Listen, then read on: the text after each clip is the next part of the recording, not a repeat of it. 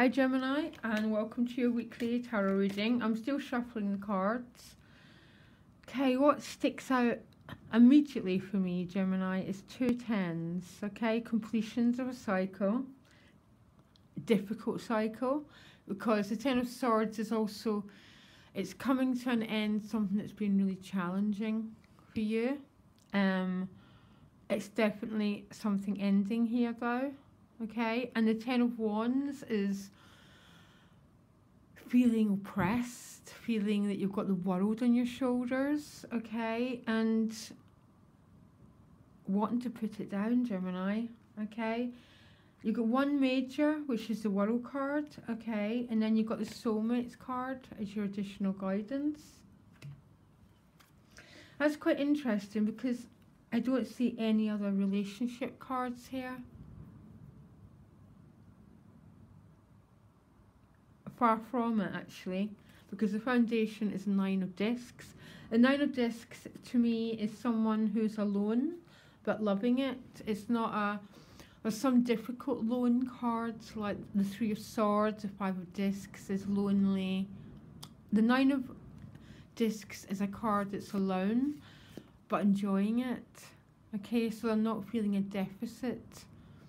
It's not a negative card. The Three of Discs is about cooperation. I am going to say it, Gemini. It can be about being torn between two people, but it's not the Three of Swords, okay? It's a bit of a different triangular situation. If that isn't your thing at the moment, it's about working with other people on a group project. I'm pulling you another couple of cards because I'm a little bit confused why you pulled that. Because I've got a sense of you being quite solidly working quite alone this week, even though you have got a cooperation card as your crowning card. Okay, this is going to be quite an interesting week for you, Gemini. Eight of Swords. Okay, you've got Eight of Swords, the Nine of Swords and the Ten of Swords. An awful lot of mental energy here. That's the first thing. It's that amount of time you're spending in your thinking processes. Okay, which there's no solutions to be found there, Gemini. Okay, that is the only time we find solutions to our life is when we get mental peace. Okay, and actually you do start the week with the King of Swords, so he could be that mental peace card. That's when we find the solutions to our life, when we're still and when we're quiet, because we receive the guidance. Okay, so this King of Swords would be the meditating mind. He's a neutral mind, so he does not go to extremes. He's mastered his mind. And I think that is a really strong message for you, Gemini, actually, about taking control and not letting yourself be controlled by your thinking, because that's what I'm getting for you. I think by the end of the week you've worked it out, and because the Ten of Swords is the ending of a cycle. So I'm hoping it's the ending of you going around in this mental pattern. Because that King of Swords is with the World card. Now that's a classic example of when you get control of your mind and you let spiritual energy take over. And the spiritual energy that's taking over is the energy of completion, of integration, of new beginnings. And the World card is the end of all the cards. It's when all the lessons have been learnt and you're ready to claim your destiny. But what seems to happen here, Gemini, is you get that pretty soon, okay? You take mastery of your mind, you're feeling this energy of the world, and then fear takes over, okay? Now, Gemini, don't judge yourself. And don't judge me, because this is human nature. That's what happens. You know, we get ready to take on the world, and then the thinking mind and the fear takes over, because right next to it It's almost you're going back into the anxiety. Anxiety is a state of mind. So imagine this window as the future, and you're looking out into the future and projecting all these awful things that are going to happen. Now, everyone does it, Gemini, but what I say is, do you want what you're thinking to become your future? And if you don't, stop it. Take control of it. Go back to that King of Swords. I know it's easier said than done, and I understand anxiety, and I understand it's a vicious cycle, but it's with the Six of Wands, which is a success, and the Victory card. So it is a strange combination of cards, because the World card and the Six of Wands are right next to each other. So it's almost some huge success happening here. You've got this mastery of your mind, but then comes anxiety and a feeling of being trapped. This is a bit self-defined prison, Gemini, you're putting yourself into. And I know that's not the case for everyone. I know some people are dealing with some really dire life circumstances. But for quite a lot of people, anxiety is a self-imposed prison.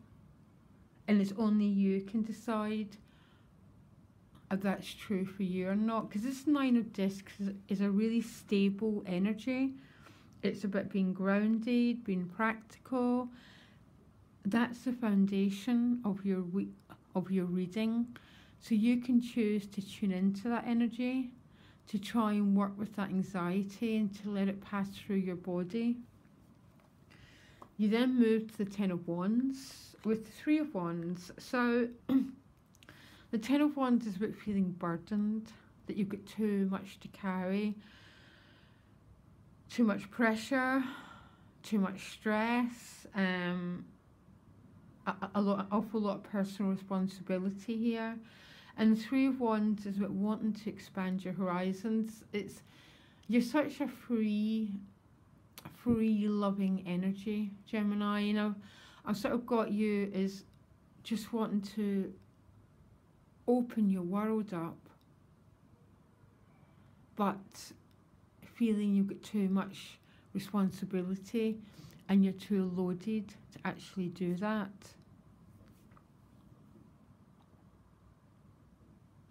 The Ten of Wands quite often speaks, again, it's an ending. And what I really want to remind you of, Gemini, is quite a lot of this is self-imposed. So you're going to have to decide if some of the burdens you're carrying, are they real, are they imagined? Because this energy, the Three of Wands, is about your ships coming in. It's about turning your back on something so you can open up your life. Life's not meant to be a prison.